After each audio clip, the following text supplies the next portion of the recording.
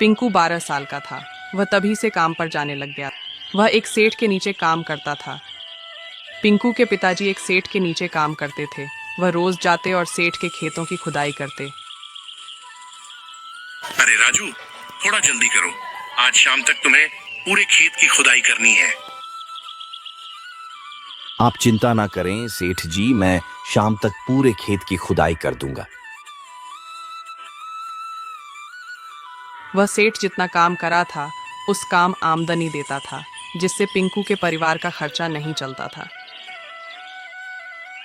4 दिनों बाद होली थी, लेकिन पिंकू के घर की हालत बहुत खराब थी। अजी 4 दिनों बाद होली है और हमारे घर के हालात बहुत खराब है। क्या करें, बच्चों को भी खेलने के लिए कलर चाहिए। क्या पता इस बार की होली कैसी निकलेगी। मैं सेठ जी के पास जाकर आता हूँ, क्या पता कुछ पैसे दे दे तो। राजू सेठ के पास जाता है। राजू सेठ के पास जा रहा होता है, तभी देखता है कि बच्चे अपने हाथ में पिचकारी और रंग लेकर खड़े हैं। राजू अपने बच्चों के बारे में सोचने लगता है और राजू सोचते सोचते सेठ के पास पहुंच जाता है। आओ राजू, आज खेत में बहुत काम है। वो सेठ जी, अगर आप बुरा ना माने तो मैं आपसे एक बात बोलना चाहता हूँ। हाँ बोलो। मुझे कुछ पैसों की जरूरत थी, अगर आप दे देते तो। ठीक है, मैं देखता हूँ, तुम पहले खेत में जाकर काम करो। मैं 1-2 दिन में देता हूँ तुम्हारे पैसे। सेठ पैसे ना देने पर राजू दुखी होकर वापस घर की ओर निकल जाता है। इधर पिंकू की बहन पिंकू से बोलती है, भैया क्या इस बार हम होली नहीं खेलेंगे? मुझे भी होली खेलनी है। हाँ मानसी, अपन दोनों भी होली खेलेंगे। पिंकू ने कह तो दिया, पर समझ में तो उसे भी नहीं आ रहा था कि यह सब कैसे होगा। अभी दोनों भाई बहन गुमसुम बैठे थे कि अचानक पिंकू की मम्मी की तबीयत खराब हो जाती है और वह बेहोश हो जाती है। बच्चों, तुम मम्मी का ध्यान रखना, मैं डॉक्टर को लेकर आता हूँ। थोड़ी देर बाद पापा डॉक्टर को लेकर आए। डॉक्टर जांच करने के बाद बोलता है, इन्हें बस खून की कमी है, खाना टाइम पर न मिलने की वजह से यह हुआ है। मैं कुछ दवाइयाँ लिख कर दे देता हूँ, आप उन्हें लेकर आ जाइए। डॉक्टर के जाने के बाद पिंकू के पिताजी सोच में पड़ जाते हैं। अब दवाइयों और फलों के पैसों का इंतजाम कैसे होगा। इतने में मम्मी को होश आ गया। सारी बात जानने के बाद वह बोली, एक तो पहले से ही इतनी मुसीबत थी और अब मैं बोझ बनकर बैठ गई।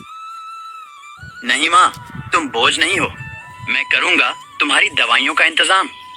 पापा प्लीज मुझे रोकना मत, मैं कल ही किसी काम की खोज में जाऊंगा। पापा कुछ नहीं बोल। अगले दिन पिंकू काम की तलाश में निकला। सेठ कुछ काम मिलेगा? क्या काम कर सकता है तू? कुछ भी काम चलेगा साहब। तो फिर ठीक है, झाड़ू उठा और दुकान के सामने झाड़ू लगा और अंदर होली का सामान रखा है, उस बाहर लाकर रख दें। पिंकू दिन भर मेहनत करके दुकान का काम करता है। जब दुकान बंद करने का समय होता है तो पिंकू दुकानदार के पास जाता है और कहता है, साहब कुछ पैसे मिलेंगे? अरे अभी तो तुझे काम का एक ही दिन हुआ है, कोई नशा तो नहीं करता है? नहीं साहब, माँ की तबीयत खराब है, उसके लिए दवाइयाँ और फल लेकर जाना है।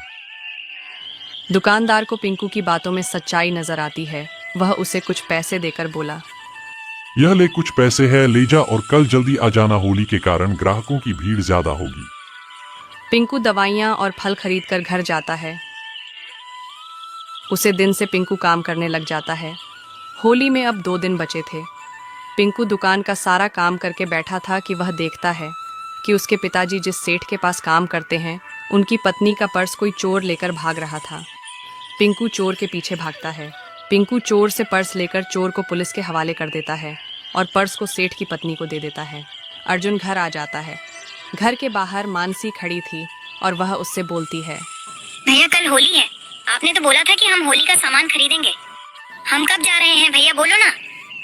अर्जुन मन में सोचता है, दुकानदार से तो पैसे मैंने पहले ही ले लिए थे माँ की दवाई के लिए, और पापा के पास तो होंगे नहीं, कहाँ से लाऊं इसके लिए होली का सामान। तू चिंता मत कर, मैं दिलाऊंगा तुझे, होली का सामान जरूर दिलाऊंगा। अभी पिंकू मानसी से बात कर ही रहा था कि उसके घर अर्जुन ने जिस चोर से वह पर्स छीना था, वह सेठ और उसकी पत्नी आए थे। अर्जुन अपने पिताजी को बुलाता है। अर्जुन के पिता बाहर आते हैं। अरे सेठ जी, आप यहाँ कुछ काम है क्या? अरे नहीं राजू, कोई काम नहीं है। मैं तो बस तुम्हारे बेटे से मिलने आया हूँ। तुम्हारे बेटे ने मेरा बहुत बड़ा नुकसान होने से बचाया है। अगर तुम्हारे बेटे ने मेरी पत्नी की मदद ना की होती तो आज मुझे बहुत बड़ा नुकसान हो जाता।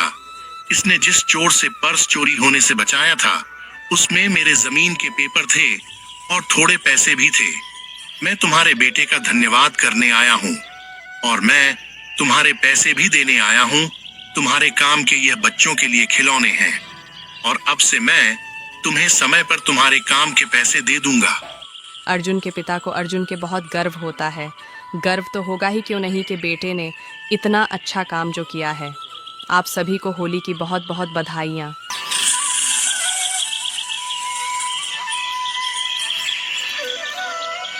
ये कहानी है रामपुर गांव की। ये गांव अपनी सुंदरता से प्रसिद्ध था। ये गांव बड़ा ही सुंदर और इस गांव में खेती बाड़ी भी बहुत अच्छी होती है। इस गांव में रमेश नाम का एक लड़का रहता है। रमेश के घर का खर्चा उसकी खेती बाड़ी से चलता है। रमेश की एक पत्नी और उसकी एक बेटी थी। वह तीनों साथ रहते हैं। लता, मैं बाहर खेत की तरफ घूम के आता हूँ। ठीक है, मैं जब तक खाना पका लेती हूँ। आप आओगे जब तक मैं खाना बना लूंगी। और रमेश अपने खेत की ओर निकल जाता है।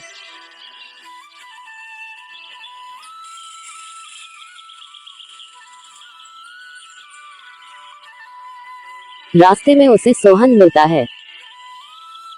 अरे रमेश भाई, सुबह सुबह कहाँ चल दिए? अरे सोहन भाई, बस अपने खेत की ओर जा रहा हूँ। और रमेश भाई, इस बार तो तुम्हारी फसल बहुत अच्छी हुई है और तुम्हें उसका अच्छा दाम भी मिल जाएगा।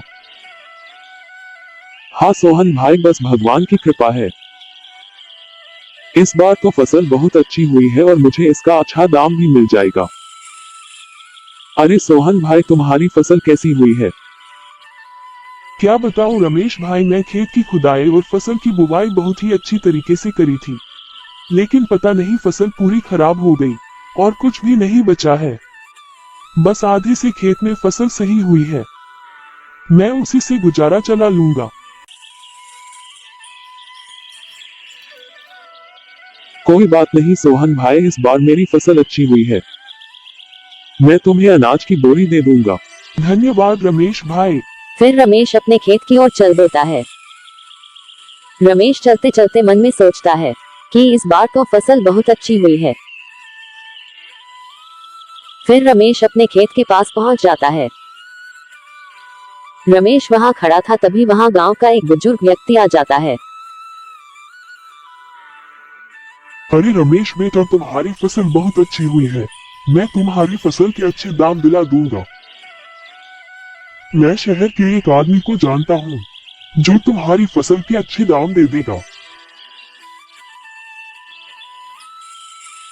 इतना कहकर वह व्यक्ति वहां से चला जाता है। रमेश भी अपनी फसल के बारे में सोचता सोचता अपने घर की ओर निकल जाता है।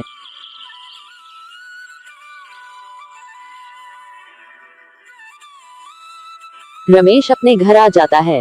लता ने खाना बनाकर तैयार कर लिया था। तीनों खाना खा लेते हैं। वाह लता, आज तो खाना बड़ा ही अच्छा बना है। तीनों सो जाते हैं।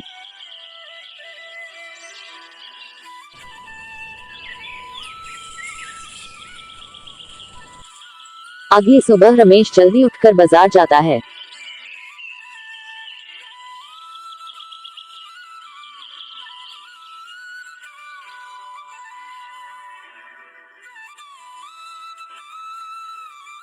रमेश बाजार का काम निपटाकर वापस आ रहा होता है कि तभी अचानक मौसम खराब हो जाता है और बारिश चालू हो जाती है। रमेश एक पेड़ के नीचे रुक जाता है। गांव के लोग इधर उधर भागने लगते हैं। बहुत देर हो जाती है लेकिन बारिश रुकने का नाम नहीं ले रही है। लगता है यह बारिश तो रुकने वाली नहीं है। कुछ देर बाद बरसात रुक जाती है और मौसम साफ हो जाता है। रमेश अपने घर की ओर निकल जाता है। बरसात में हुई घटना को रमेश अपनी पत्नी को बताता है। इतने में वहां गांव का एक व्यक्ति आता है और बोलता है, अरे रमेश भाई, मैं अभी तुम्हारे खेत के पास से आया हूँ। बरसात की वजह से तुम्हारी पूरी फसल खराब हो गई है। रमेश ये सुनकर परेशान हो जाता है और अपने खेत की तरफ निकल जाता है। रमेश देखता है कि उसकी पूरी फसल पानी में डूब जाती है और खराब हो जाती है। रमेश अपने घर आ जाता है। कुछ देर बाद रमेश के घर के बाहर एक भूखी औरत आती है। बरसात के कारण रमेश के पास कुछ नहीं बचता है। सुबह का थोड़ा सा भोजन बचा हुआ था। रमेश उसे भोजन को भूखी औरत को दे देता है। भूखी औरत बोलती है, बेटा, तुम्हारा बहुत बहुत धन्यवाद। तुमने एक भूखी औरत की मदद करी है। तुमने बहुत ही पुण्य का काम कर है। भगवान तुम्हारा भला करेगा। क्या बताऊं माँ जी, बरसात की वजह से पूरी फसल खराब हो गई है और अब कुछ भी नहीं बचा है। कोई बात नहीं बेटा, तुम अपने बची हुई फसल से एक थैला खोलो। उससे अच्छी खासी कमाई हो जाएगी। मेरा आशीर्वाद तुम्हारे साथ है। और वह रमेश को वरदान देकर वहां से गायब हो जाती है। फिर रमेश बची हुई फसल से अपना काम शुरू करता है और देखते ही देखते रमेश बड़ा धनी आदमी बन जाता है और वह गरीब लोगों की मदद करता है। अगर आपको ये कहानी पसंद आई हो तो वीडियो को लाइक, कमेंट, शेयर करें और ऐसी ही मजेदार कहानियां देखने के लिए सब्सक्राइब करें और चैनल से जुड़े रहें।